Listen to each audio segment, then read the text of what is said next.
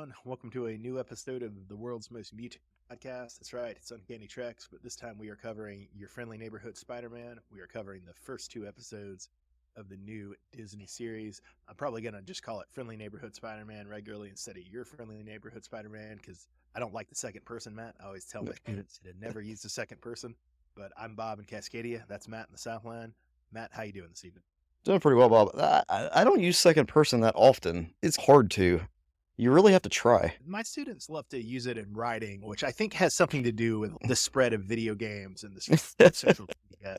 Yeah, That's my theory, at least, but I can't say that I care for it. yeah, that makes a lot of sense. Well, Bob, one thing I can say that I do care for, I'm enjoying the Spider-Man, Bob. Matt, do you want to take a victory lap on this? When the trailer for this first dropped, I said it looked like it sucked. I said I hated it. I said I wasn't going to watch it. Do you want to take a victory lap over the fact that here I am watching it, Uh, talking about it with you? You were more negative about it than I was. I was not too excited about it either. Honestly, it looked weird to me, and I really thought the animation was gonna suck because I thought they were going for the whole the what if look. But then once I saw it in motion, I'm okay with it. And that's exactly my thought too. I thought the animation didn't look good in the trailer, or maybe it was just the shock of the new. Yeah, But seeing it in the context of two episodes, I was like, okay, no, this is actually very well done, especially compared to the rather shoddy animation on the first season of What If, which is the only season I watched. yeah. So when I initially heard this show was gonna come out, it was gonna originally be called Spider-Man Freshman Year.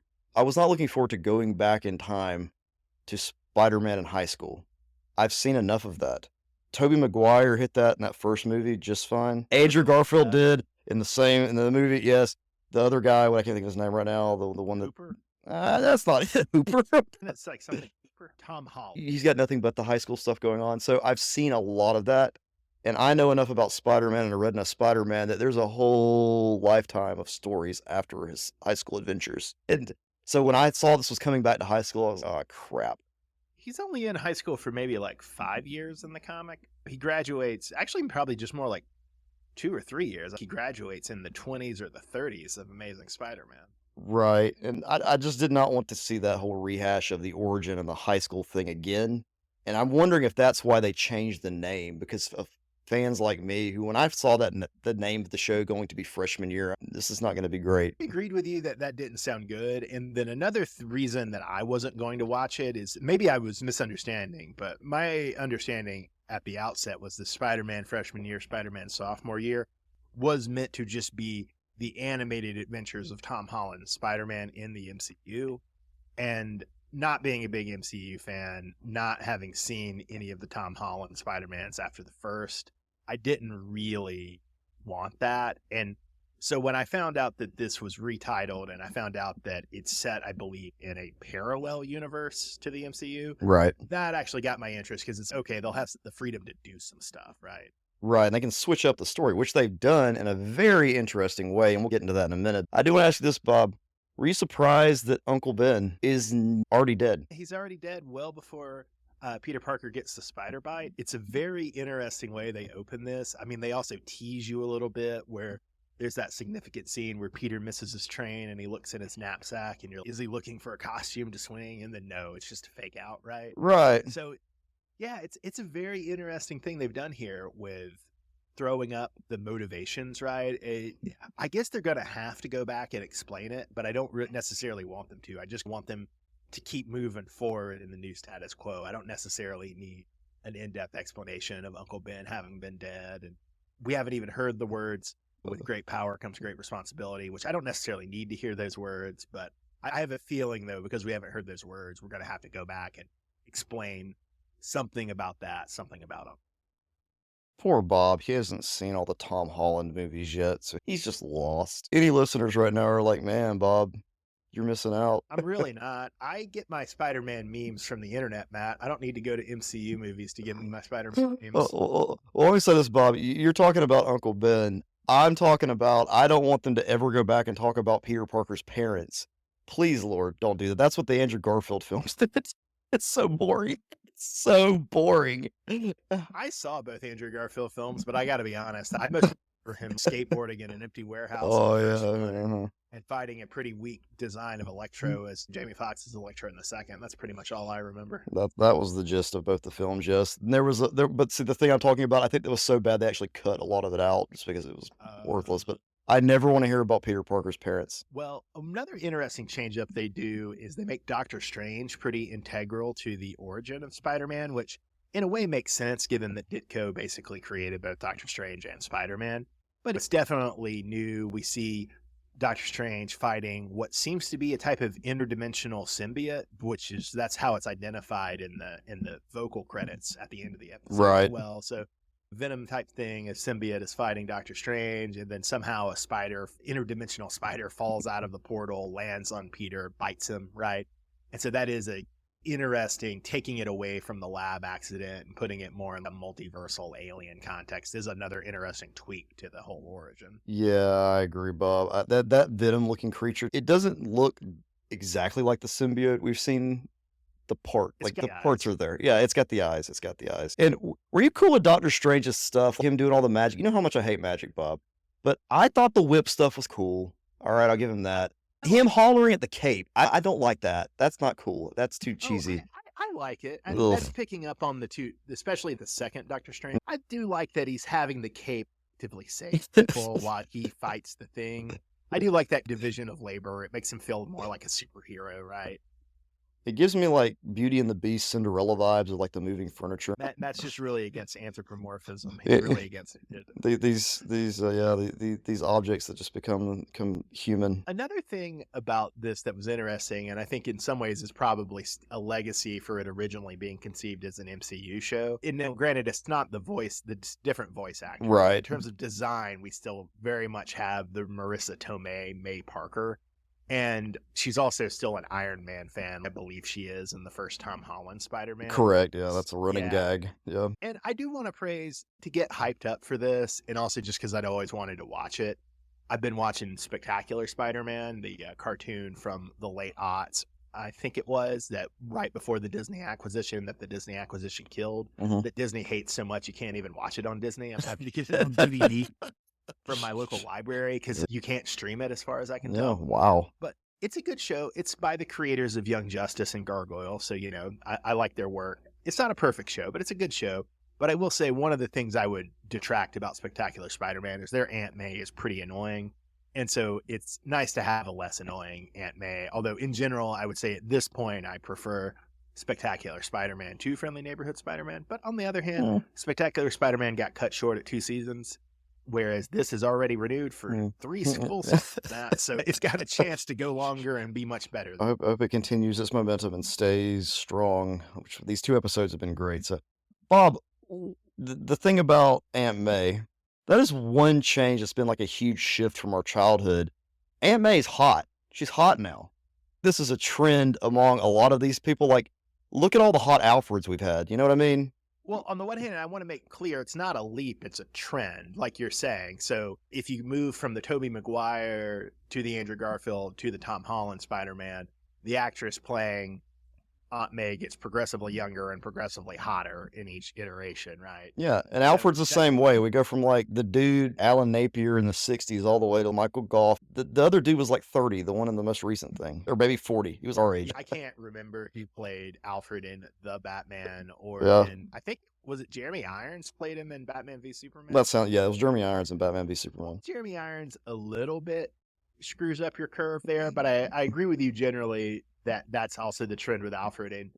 And Michael Caine was younger than the other one too. We gotta add him. Yeah, It works. Yeah. So from the '90s films to the Nolan films with Michael Caine, you getting younger, and then not so much from Nolan to Batman v Superman, but then from Batman v Superman to the Batman. Yeah. I agree. That's a trend, and it is interesting. I was just inclined when you say it's Aunt May getting younger and hotter. I'm just inclined to chalk that up to Hollywood sexism. Actually, it is interesting that it's a trend you can see with Alfred. It's maybe a trend you can see with Commissioner Gordon as well. Oh yeah, that's true as well. The thing is, I think that it's just like we all suddenly realize that just because you have a mentor figure, they don't have to be 50 years older than you. They can be younger and still teach you things. Somebody who's trying to teach Peter Parker something Do you know who Nico Minoru is? And the only way I know her, Bob, is from Marvel's Midnight Suns, which is a fantastic tactical role-playing RPG game.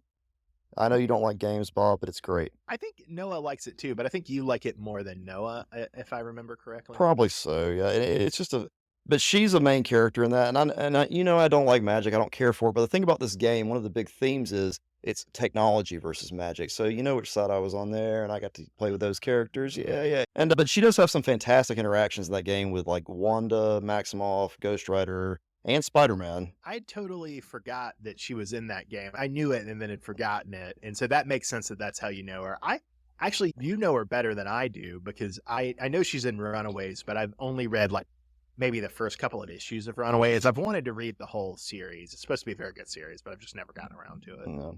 And just for listeners, she usually goes by Sister Grimm. I hear her more described by her name than by her code name, but Yeah. maybe I'm wrong about that. It's there, just in case anyone wants to know. Philosophical question to ask, Matt. Yeah. So, well, using the live stream chat thing in this cartoon, is that live stream chat type thing, is that always going to be with us from here on out because of technology? Or is it the type of thing that people are going to set aside? And so in a decade or two, those parts of this cartoon are going to look crazy dated. So when that scene occurs, when he's getting in the fight and everything, and they're recording it with their TikTok and all that stuff, it really stood out to me. It sticks out like a sore thumb because I'm not used to seeing that in a Spider-Man cartoon, especially Spider-Man the animated series in the 90s. What's happened is we've replaced them taking photographs and putting them on newspapers with the cell phones and the recording and streaming and all that crap. So it's more of just showing how like the setting has evolved. I do ask you this, Bob, though. Batman the Animated Series, that setting is basically timeless. I don't see a lot of that anymore when in cartoons. Well, there's ways it's not timeless because there's ways that it's very 1940s, but then it also has very advanced but very retro technology. But you're right that doesn't come up in every. But yeah, and what I mean is you just can't really pinpoint when it actually occurs because the technology, it's not as confusing. If I were to have shown myself this back in the 90s, I would have been confused out of my mind. But if I would have done the opposite, it probably would not have been. Well, and I think this maybe is a difference between Marvel and DC, where I think Marvel characters usually need to be in contemporary settings, whereas DC characters maybe benefit from a little more iconic treatment where like Batman the Animated Series or Cape Crusader or Superman the Animated Series, they feel good for being retro. Does that make sense? It does make sense, but I do see like with the newest Superman, even there where you see a lot of technology type stuff that's going to be like the streaming and thing, that Yeah, the same which stuff. I hate and I Yes. think you're ambivalent about. Yeah, it doesn't really bother me as much. I just feel like they're going to keep making these Spider-Man cartoons anyway, Bob, so we'll just have one for each decade. I watched the 90s Spider-Man in full. Yeah, we watched it as kids, but I watched it in full a few years ago. And then I sampled all the other Spider-Man cartoons last year, this year, before just deciding Spectacular Spider-Man was the only other one I wanted to watch. Maybe I'm wrong about this, but my impression from looking at a few episodes of all of them, so 80s Spider-Man and His Amazing Friends, Spectacular Spider-Man, the MTV Spider-Man, Ultimate Spider-Man with Luke Cage and White Tiger and Iron Fist as teenagers, or the more recent, I think it's the 2017 Spider-Man. Yeah, that's the They other all one. feel very contemporary, right? They all at least in my memory, they all feel they're very much set in the year they first come out. Yes, that makes sense. They really do. I can't think like technology-wise what we would have seen in those episodes that may seem outdated now, but it's definitely there. Well, one thing I wanted to hit you with, Matt, that's not in the notes, and I realized this today and it blew my mind, and I had to text you and several other people about it blowing my mind, is this right now, this year, is the first year that we've had an ongoing Superman, Batman, Spider-Man, and X-Men cartoon. It's only the second time ever. The 90s would be the other time, right? And Yeah. It's just wild. Jeez, that is wild. But I guess we're all of age now, so we created this. We really liked that back then. We're gonna remake it. I didn't actually look at the dates, but maybe between X-Men Evolution and Wolverine and the X-Men, probably have been times where there've been Batman, X-Men, and Spider-Man cartoons all at once. But Superman's the outlier there, and because there hasn't been a cartoon in between Superman the animated series and the current Superman series that I don't care for, that's what makes it special with the big four cartoons. Right, that does make sense. So, you know, on a side note there, I would consider adding Justice League Unlimited, though, if you're going to say Superman, because then at least you have those characters being represented on television. Yeah, but he always looks like a chump. I know, but yeah.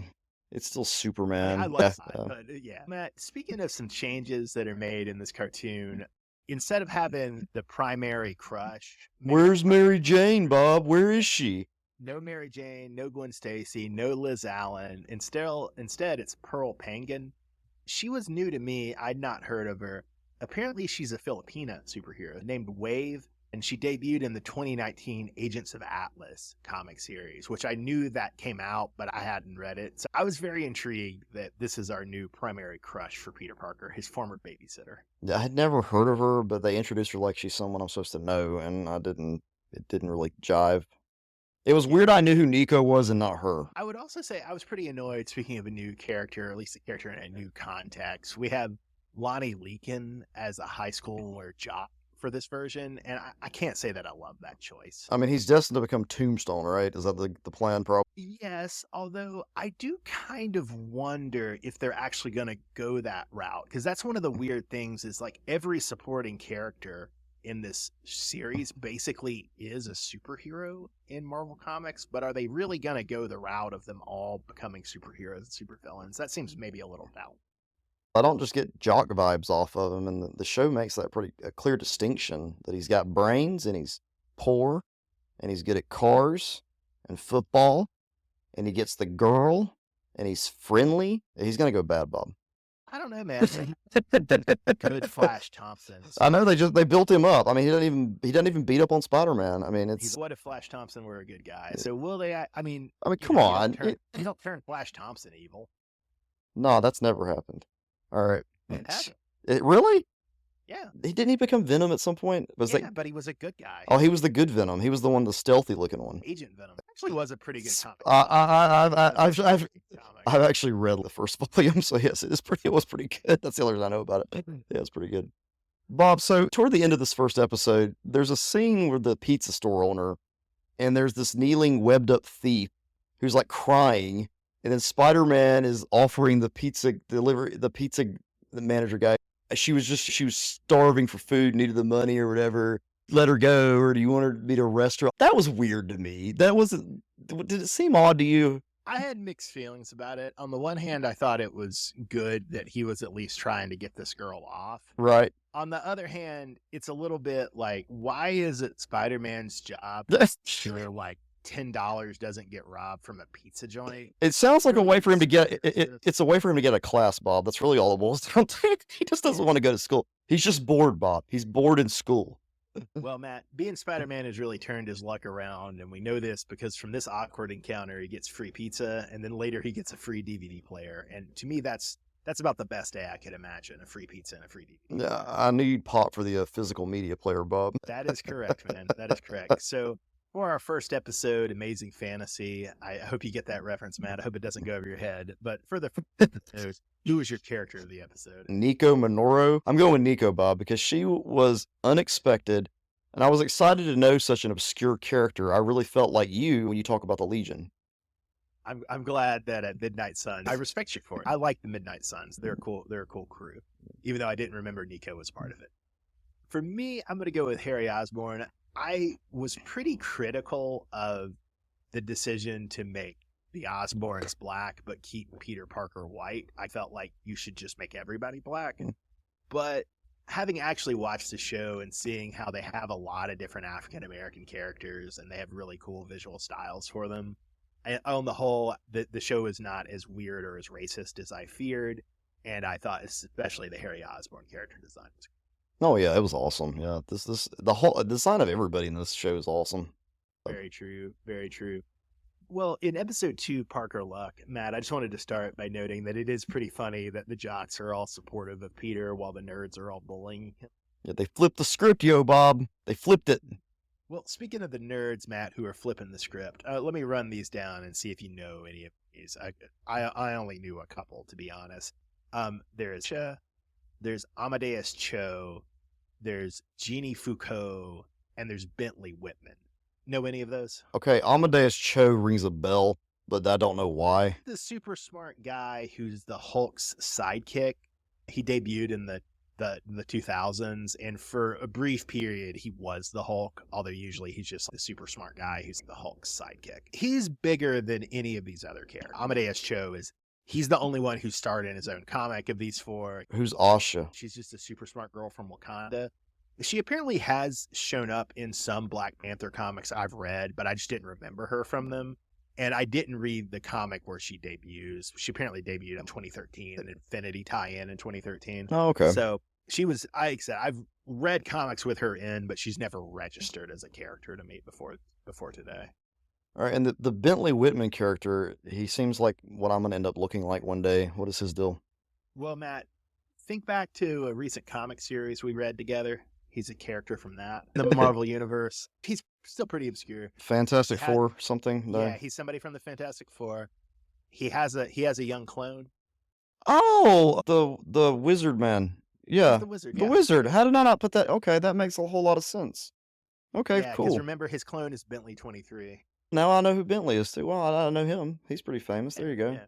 All right, you let. There's Yeah. one other character. I don't know this other one. Yeah, so Jeannie Foucault, I'd never heard of her. She's apparently the Taskmaster's daughter. You know the Taskmaster, right? He looks like a skeleton man. He can copy people's powers and moves and stuff. Yeah. Exactly. And her code name is Finesse. Apparently, she shows up in, I think, Avengers Academy is where she debuts. And so this is what I mean of like literally there are 6 people in this lab, not counting Norman Osborn, and all 6 of them are destined to be superheroes and supervillains if you go continuity, as well as the 3 other people from Peter's high school. So I think it's probably likely that, they're actually not going to explore all of these people becoming costume characters. Does that make sense? Or they could go the Sony route, Bob, and they could have Norman Osborn turn all 4 of them into bad guys in his lab. It will be weird. Bentley Whitman and then our gender swapped lizard are the only 2 who would be normally bad guys. That Right. Them a swerve. Yeah, this is an alternate reality, Bob. We can get all kinds of stuff. Amadeus Cho may be good on your side, but man, he comes to this reality. Yeah, go ahead. Any thoughts on gender swapped lizard? Like, Bob, I'm to the point now where I don't even notice like that stuff. I guess that's the beauty of all this, because I 100% do not care. Female, male, it doesn't matter. But with that being said, though, Bob, I do want to say this.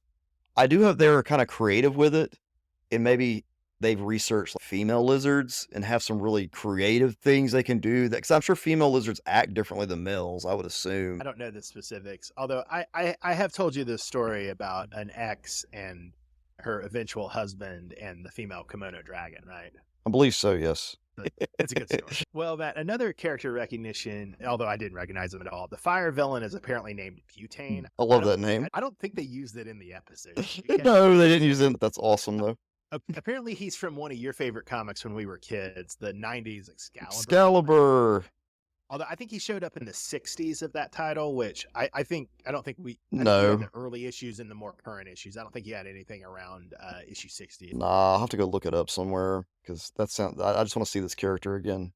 I did really like the fight scene, that took place between Butane and Spider-Man, because it took place in a pet store, which was good. That was good on their part, because they started off in that abandoned building. This is stupid. Give us some action. Give us some things to mess with. And then Spider-Man spending the whole time saving the pets, and then also whipping this dude's. It was just fun. But the fish thing, man, the fish. I was for a long time thought they were just gonna let it go. Okay, we're just supposed to ignore the fish were there. But no, Spider-Man went back and got him and saved him, and then smashed that dude's face into the ground. Very cute. It was brilliant. Cute. Brilliant. Well, Matt, the big twist at the end of this episode, Norman Osborn has security footage of Peter Parker turning into Spider-Man. And honestly, I've been reading superhero comics my whole life. And so my first thought was, oh, this is the kind of twist you do, but then you have Peter come up with some contrived excuse and Norman believes it. Do you think that's what's going to happen, or do you think they're going to commit to the twist? Please keep the twist. Like, I left this one wanting to know what happens next, and this expedites everything, just because within the second episode, all right, now he already knows he's Spider-Man. We don't have to, go through this long, this back and forth. Is he not? All that crap. I don't want all that. I like the way they're just being quick and keeping these twists coming. I like that. Well, on the one hand, you might say that Norman toying with Peter or beginning to suspect that Peter is Spider-Man can be a really interesting cat and mouse game, but it's a cat and mouse game that's been done. Right. Like, one can read the comics for it, or one can watch several prior animated versions for it. So it is interesting. Like you were saying, I hadn't realized this, but it seems like the premise for this episode is basically what if Norman was, or the premise for this series rather, is what if Norman Osborn was Peter Parker's mentor instead of Tony Stark? Right. And there's interesting potential there for storytelling. There's a lot of good stuff. And we saw the whole Tony Stark thing in the MCU. So we already got that. So we have it to compare to. And I think that's what they're going for here. And I mean, we all know Norman's probably going to end up being Green Goblin at some point. Let's be real here. They're not going to. Although maybe they'll do something like they bypass Norman and go straight to Harry. Oh, yeah, that would be good. That would be good. Well, Matt, anything else before we pick our character of the episode and get out of here? No, not really, Bob. But my character of the episode for this one goes to Butane, Bob, because he's got that familiar obscurity, but he's a completely disposable villain. Well, Matt, just real nostalgia for Excalibur. Anytime an Excalibur character comes back, Matt's happy. Hopefully we'll get this Peter Parker dating Shadowcat before we know it. Yeah. And then for me, I'm going to go with Jeannie Foucault for telling Peter the truth that she probably won't remember him at all. That was a very cliche joke, but sometimes the cliches are cliches for a reason, folks. That one made me laugh. That's true. All right. Well, we're going to try and cover this week to week. We got a crazy release schedule where I think they're putting out 3 episodes next week, 3 episodes the following week, and then 2 episodes the week after that to wrap it up. So we'll try to cover it week to week, although that is a lot. But stay with us at Uncanny Treks for friendly neighborhood Spider-Man coverage. I am Bob in Cascadia. That is Matt in the Southland. Have a good night, everybody. Thanks for listening.